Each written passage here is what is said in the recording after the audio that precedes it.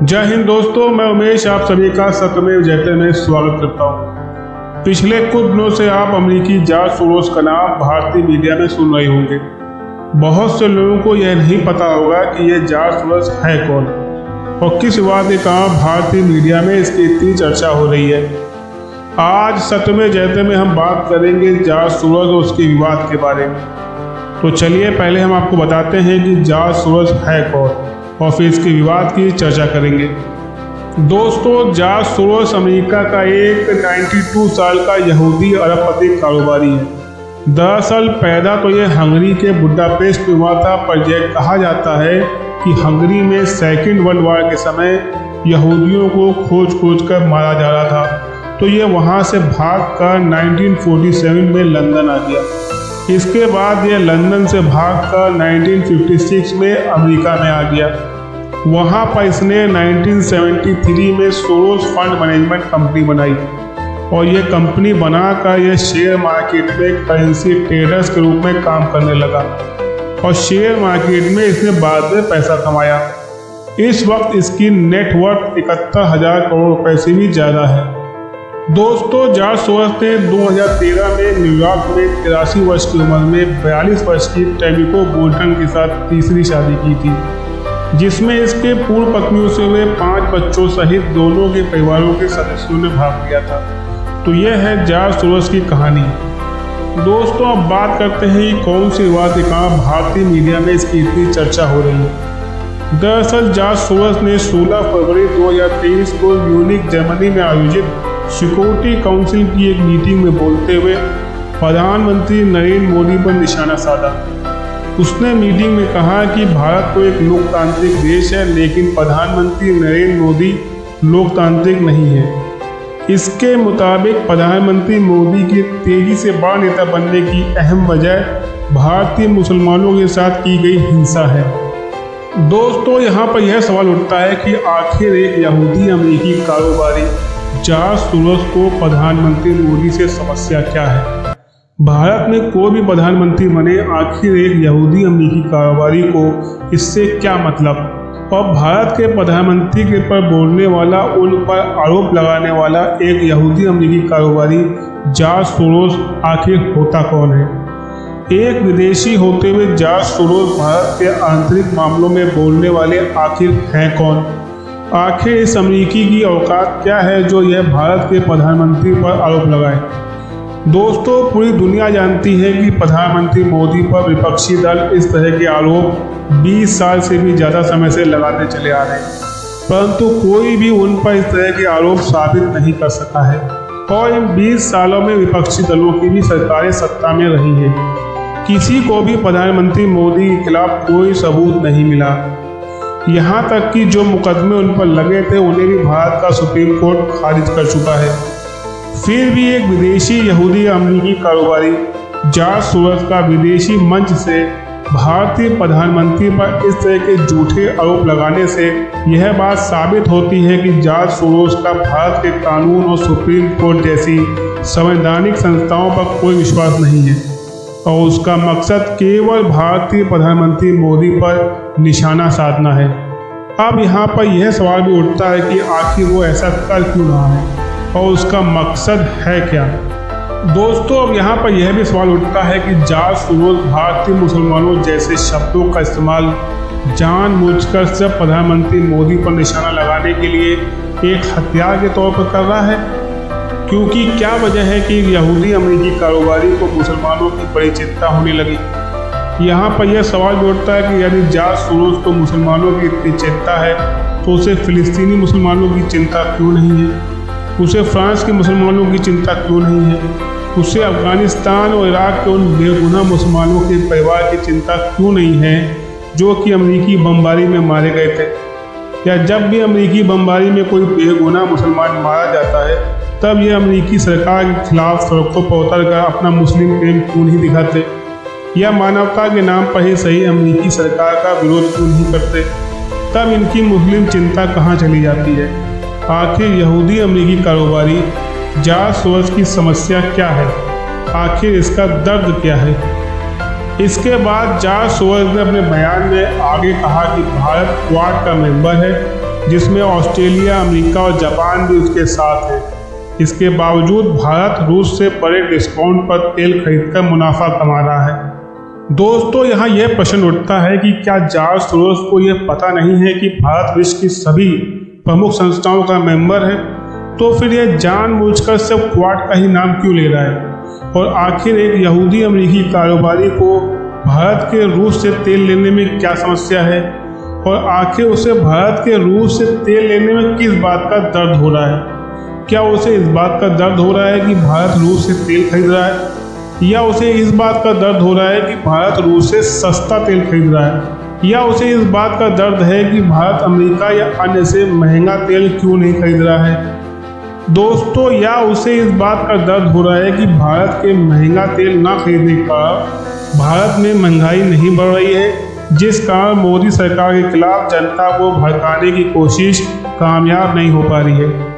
या George Soros जैसे लोगों को इस बात का दर्द हो रहा है कि भारत की अपनी स्वतंत्र विदेश नीति क्यों है? या उसे इस बात का दर्द है कि भारत अमेरिका सहित पश्चिमी देशों की बात क्यों नहीं मान रहा है, या उनकी जी हजूरी क्यों नहीं कर रहा है? आखिर यहूदी अमेरिकी कारोबारी जॉर्ज सोरोस की समस्या क्या है? आखिर इसका दर्द क्या है? दोस्तों, जो बात यह कह रहा है वही बात अमेरिका, पश्चिमी देश और उसका मीडिया पहले बोल चुका है, और इसका जवाब हमारे विदेश मंत्री एस जयशंकर जी कई मौक़ों पर दे चुके हैं। उन्होंने कहा था कि जितना तेल यूरोप रूस से दोपहर तक खरीदता है, उसका बस 1/3 तेल ही भारत रूस से खरीद रहा है। और हमारे विदेश मंत्री ने यह भी कहा था कि हम अपने हितों को लेकर बेहद ईमानदारी और खुले तौर पर काम कर रहे हैं। भारत एक ऐसा देश है जहां प्रति व्यक्ति आय $2000 से भी कम है। देश के नागरिक तेल गैस की इतनी ऊंची कीमतों का बोझ नहीं उठा सकते हैं। ऐसे में ये हमारा कर्तव्य बन जाता है कि हम अपने नागरिकों के हितों को देखते हुए ऐसे देशों से डील करें जो उन्हें सबसे अच्छी डील ऑफर करे। आने वाले समय में पश्चिमी देश इसे समझेंगे और भारत के कदम का भले ही स्वागत ना करें, लेकिन वो मानेंगे कि भारत ने अपने नागरिकों के लिए सही कदम उठाया है। दोस्तों, इसके बाद जॉर्ज सोरोस ने अपने बयान में आगे कहा कि भारतीय बिजनेसमैन अडानी ने स्टॉक मार्केट से फंड रेज करने की कोशिश की, जिसमें वो फेल हो गया। उन पर बाजार के नियमों के उल्लंघन का आरोप है। पीएम मोदी इस पूरे मामले पर चुप्पी साधे हुए हैं, लेकिन उन्हें विदेशी निवेशकों और संसद के सवालों के जवाब देने होंगे। लगता है कि स्टॉक मार्केट का हालिया संकट भारत में लोकतंत्र के फिर से जिंदा होने का कारण बनेगा। यह सरकार पर मोदी की पकड़ को कमजोर कर देगा। इस संबंध में उन्होंने अपने इस निष्कर्ष का भी जिक्र किया कि इससे सरकार पर मोदी की पकड़ कमजोर होगी और भारत में लोकतांत्रिक प्रक्रिया का पुनरुत्थान होगा। दूसरे शब्दों में सत्ता परिवर्तन होगा। दोस्तों, आखिरकार एक यहूदी अमेरिकी कारोबारी जॉर्ज सोरोस की प्रधानमंत्री मोदी से समस्या क्या है? इसका दर्द क्या है? इसका मकसद क्या है? यह इसके इस बयान से कुछ स्पष्ट हो रहा है। जॉर्ज सोरोस की नज़र में भारत में लोकतंत्र नहीं है, और इसके अनुसार भारत में लोकतंत्र तभी आएगा जब भारत में सत्ता परिवर्तन होगा, अर्थात प्रधानमंत्री मोदी सत्ता से हटेंगे। तो एक यहूदी अमेरिकी कारोबारी जॉर्ज सोरोस का यह दर्द है कि माननीय नरेंद्र मोदी जी भारत के प्रधानमंत्री हैं। अब यहाँ पर यह प्रश्न भी उठता है कि भारत में अभी लोकतंत्र है या नहीं है। इसका सर्टिफिकेट बांटने वाला यह यहूदी अमेरिकी कारोबारी जॉर्ज सोरोस होता कौन है? और यह भी प्रश्न उठता है कि आखिर जॉर्ज सोरोस जैसे विदेशी कारोबारी से भारत के लोकतंत्र पर कौन सर्टिफिकेट मांग रहा है, जो यह भारत के लोकतंत्र पर सर्टिफिकेट बांटता फिर रहा है। यहाँ पर यह भी प्रश्न उठता है कि आखिर जॉर्ज सोरोस को भारतीय कारोबारी से क्या परेशानी है? भारत में भी कई कारोबारी हैं, परंतु वो तो किसी विदेशी कारोबारी की कंपनी के शेयर गिरने पर उस पर उंगली नहीं उठाते हैं। प्रश्न यह भी उठता है कि क्या एक अमेरिकी यहूदी कारोबारी जॉर्ज सोरोस भारतीय कारोबारी को हथियार बनाकर भारत के प्रधानमंत्री को जनता की नज़रों में गिराने की साजिश रच रहा है? क्या जॉर्ज सोरोस भारत के प्रधानमंत्री को बदनाम करने की साजिश रच रहा है? क्या जॉर्ज सोरोस लोकतांत्रिक तरीके से चुने गए भारत के प्रधानमंत्री को अपदस्थ करने की साजिश रच रहा है। और इस साजिश में जॉर्ज सोरोस के साथ और कौन कौन से लोग शामिल हैं और क्या यह एक अपराध नहीं है? दोस्तों, यहाँ पर यह बात गौर करने वाली है कि यदि जॉर्ज सोरोस जैसों का मकसद 2024 के चुनाव में प्रधानमंत्री मोदी को किसी भी तरह सत्ता से हटाना है, तो इनका मकसद किसी और को भारत की सत्ता में लाने का भी होगा। अब प्रश्न यह उठता है कि भारत की सत्ता में ये किसको लाना चाहते हैं और क्यों लाना चाहते हैं? क्या जॉर्ज सोरोस भारत की सत्ता में जिसको लाना चाहता है, क्या वो भी एक लोकतांत्रिक तरीके से चुने गए भारत के प्रधानमंत्री को अपदस्थ करने की साजिश में शामिल है? और यह जिसको लाना चाहता है, क्या वह अमेरिकी परस्त होगा और अमेरिका की बात मानकर रूस से सस्ता तेल लेना बंद कर देगा? क्या वह अमेरिकी विदेश नीति को मानेगा और जैसा अमेरिका या पश्चिम देश चाहेंगे वैसा करेगा? क्या वह पश्चिम देशों की कठपुतली होगा और उनके समक्ष घुटनों पर बैठकर यस सर कहेगा? क्या वह भारत के व्यापार को बढ़ावा देने की जगह विदेशी कारोबारियों जैसे जॉर्ज सोरोस को बढ़ावा देगा और मेक इन इंडिया प्रोग्राम में अवरोध पैदा करके ज़्यादातर सामान विदेशी कारोबारियों से खरीदेगा? क्या जॉर्ज सोरोस भारत में एक रीढ़ विहीन कमजोर प्रधानमंत्री या कहें कि एक कठपुतली प्रधानमंत्री देखना चाहते हैं जो कि विदेशी ताकतों के इशारों पर काम करे? बहरहाल दोस्तों, जॉर्ज सोरोस के भारत और विशेषकर प्रधानमंत्री मोदी पर हमला किए जाने पर 17 फरवरी 2023 को केंद्रीय मंत्री स्मृति ईरानी ने एक प्रेस कॉन्फ्रेंस करके जॉर्ज सोरोस के बयान का जवाब दिया और उन्हें जॉर्ज सोरोस के बयान को विदेशी साजिश बताया और कहा कि विदेशी धरती से भारत के लोकतांत्रिक ढांचे को कमजोर करने की कोशिश की जा रही है। उनके अनुसार यह भारत के आंतरिक मामलों में दखला अंदाजी की कोशिश है। केंद्रीय मंत्री स्मृति ईरानी ने कहा कि सोरोस का बयान सिर्फ प्रधानमंत्री मोदी पर नहीं बल्कि भारत पर भी हमला है। सोरोस भारत में अपनी पसंद की सरकार बनाकर कमाई करना चाहते हैं, जो प्रधानमंत्री मोदी के रहते संभव नहीं हो पा रहा है। उनके अनुसार प्रधानमंत्री मोदी को बदनाम करने और भारतीय हितों को नुकसान पहुंचाने के लिए सोरोस ने $1 बिलियन लगभग 8,000 करोड़ रुपए से अधिक खर्च करने का ऐलान किया है। केंद्रीय मंत्री स्मृति ईरानी ने कहा कि एक विदेशी ताकत ने ऐलान किया है कि वो भारत के लोकतांत्रिक ढांचे पर वार करेंगे और पीएम मोदी को हमले के सेंटर में रखेंगे। इसलिए सभी भारतीयों का इसका मुंह तोड़ जवाब देना चाहिए। आइए देखते हैं कि केंद्रीय मंत्री स्मृति ईरानी ने क्या कहा। आज देश की जनता को एक नागरिक होने के नाते आह्वान करना चाहती हूं। एक विदेशी ताकत जिसके केंद्र बिंदु में है एक व्यक्ति जिनका नाम है जॉर्ज सोरोस। उन्होंने ऐलान किया है कि वो हिंदुस्तान के लोकतांत्रिक ढांचे पर चोट करेंगे। उन्होंने ऐलान किया है कि वो प्रधानमंत्री मोदी को अपने वार के मुख्य बिंदु बनाएंगे। उन्होंने ऐलान किया है कि उनके चलते वो हिंदुस्तान में अपनी विदेशी ताकत के अंतर्गत एक ऐसी व्यवस्था बनाएंगे जो हिंदुस्तान के हितों का नहीं बल्कि उनके हितों का संरक्षण करेंगे। आज देश की आवाम को मैं अपील करना चाहती हूं, चाहे आप व्यक्ति हो, चाहे आप संगठन हो, चाहे आप राजनीतिक दल हो, हिंदुस्तान ने वर्षों वर्ष तक एक लोकतांत्रिक व्यवस्था में अपनी सरकार को चुना है।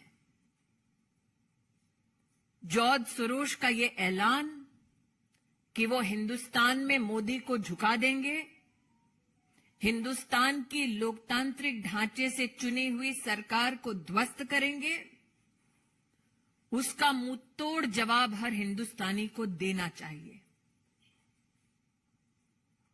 जब जब हिंदुस्तान को चुनौती दी गई, हमने विदेशी ताकतों को पहले भी हराया है, आगे भी हराते रहेंगे। देखिए, ये मात्र छवि को धूमिल करने का दुस्साहस नहीं है। अगर आप उस वाक्य को बड़ी बारीकी से सुने, वो सत्ता परिवर्तन की बात करते हैं, तो आप इसको मात्र इमेज से इसका संबंध ना जोड़ें। हिंदुस्तान की लोकतांत्रिक व्यवस्था को ध्वस्त करने का ऐलान किया गया है।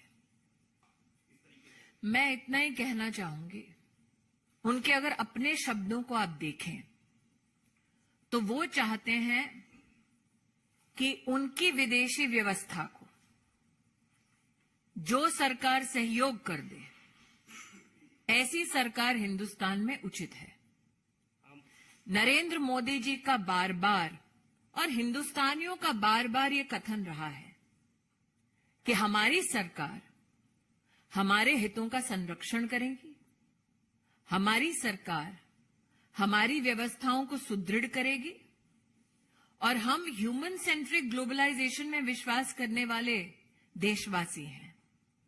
लेकिन जॉर्ज सोरोस का जो ऐलान हुआ है, वो ऐलान आप निश्चित रूप से बारीकी से समझें।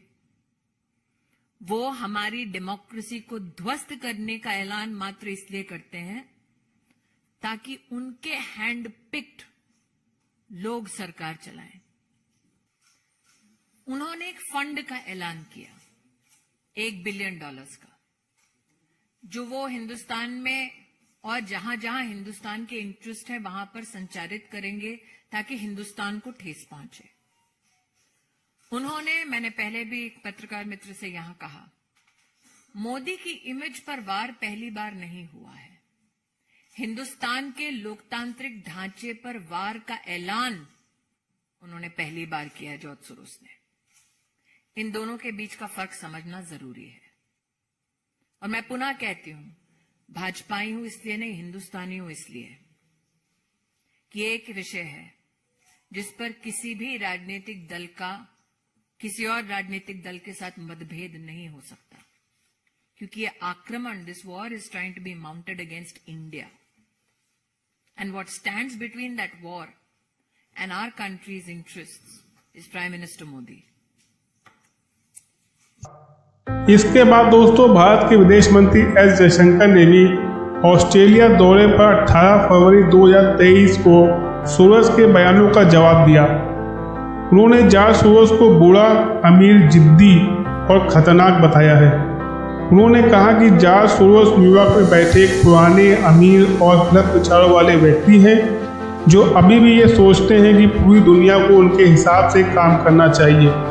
जॉर्ज सोरोस जैसे लोगों को लगता है कि अगर उनकी पसंद का व्यक्ति चुनाव जीतता है तो वो चुनाव अच्छा था, लेकिन अगर नतीजा कुछ और निकले तो वो देश के लोकतंत्र में खामियां ढूंढने लगते हैं। वो चाहते हैं कि दुनिया उनके हिसाब से चले।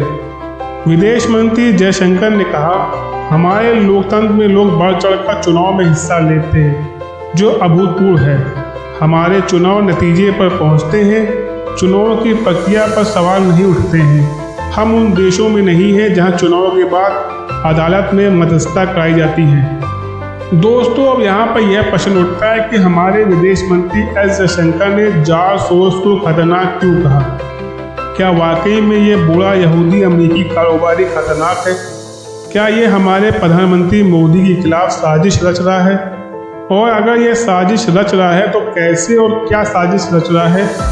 भारत में मोदी की जगह यह किसको लाना चाहता है? क्या भारत में इसके आदमी या विदेशी डबल एजेंट मौजूद हैं और प्रधानमंत्री मोदी के खिलाफ खुफिया तौर पर काम कर रहे हैं? क्या जॉर्ज सोरोस खुद से यह सब करना चाहता है या यह केवल एक मोहरा है या चेहरा है और इसके पीछे कई लोग, संस्थाएं, खुफिया एजेंसियां और देश हैं?